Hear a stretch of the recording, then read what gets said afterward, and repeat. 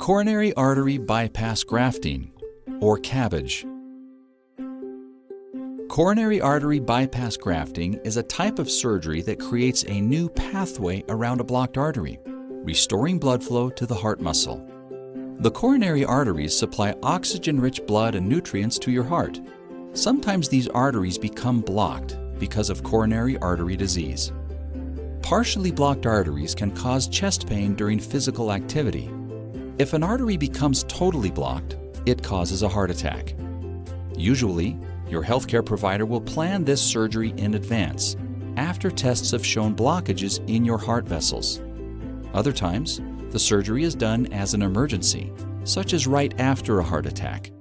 Your provider may recommend bypass surgery if you're taking medicines for coronary artery disease and still have symptoms. You may also need this surgery if you have blockages in an area that can't be reached with angioplasty, if you have multi-vessel disease, or if you have a complete or almost complete blockage in one of the main coronary arteries. Before the procedure,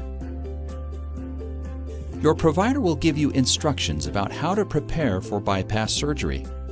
Don't eat or drink anything after midnight the day before your surgery. If you're a woman, be sure to tell your healthcare provider if you're pregnant or might be pregnant. Tell your healthcare provider about all of the medicines and supplements you take and if you have any allergies.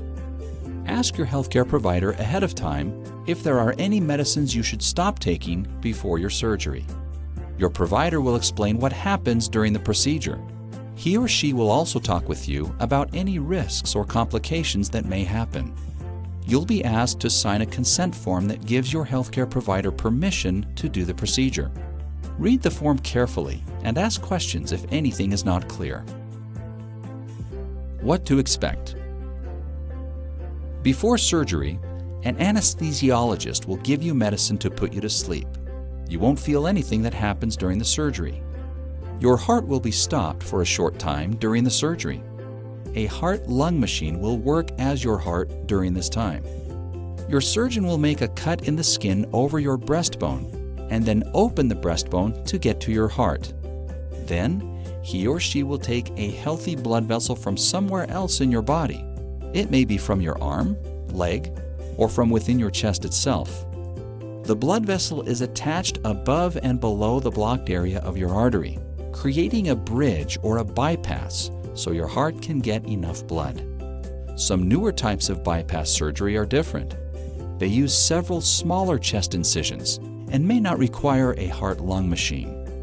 When the bypass is complete, the incisions will be closed with stitches or staples. You will be moved to a recovery room where your breathing, blood pressure, and heart rhythm will be watched.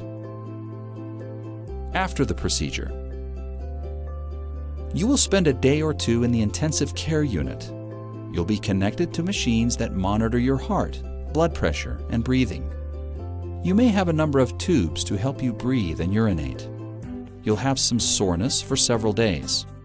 You'll probably need to spend at least 5 days in the hospital.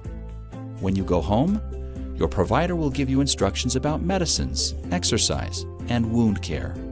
It may take 6 weeks to 3 months to fully recover. Things to remember. Bypass surgery uses a piece of another blood vessel from your body to bypass a blocked coronary artery.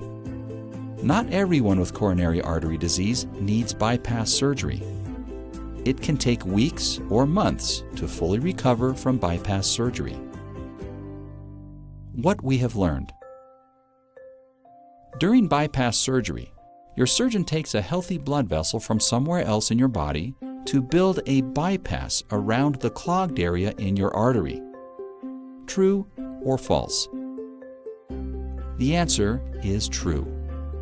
This type of surgery restores blood flow to your heart and relieves symptoms like chest pain. You should be able to go home a day or two after surgery. True or false?